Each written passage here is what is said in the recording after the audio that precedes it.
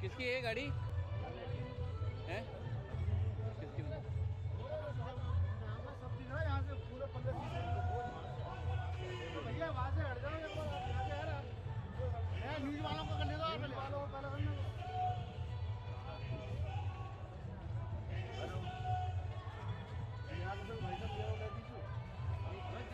गाड़ी वाले को तो आओ तो फिर तुम यार गाड़ी आपड़ी से जयराम जी की।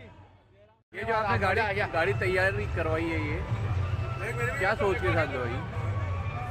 अरे तो आजकल के जो युवाओं को जागरूक करने के लिए मैंने ये इस तरीके से तैयार करवाई गाड़ी। इसमें कर्नल कुरैशी दिखाई दे रही हैं। ये कर्नल कुरैशी दिखाई दे रही है और देश के अंदर जो जाति पात का जो भेदभाव का जो सिस्टम चल रहा है उसके लिए ये कराई गई कि कोई हिंदू मुस्लिम नहीं होता, ये सब फालतू की बातें होती हैं।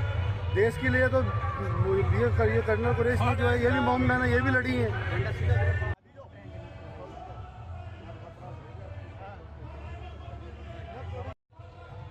किसकी है गाड़ी है?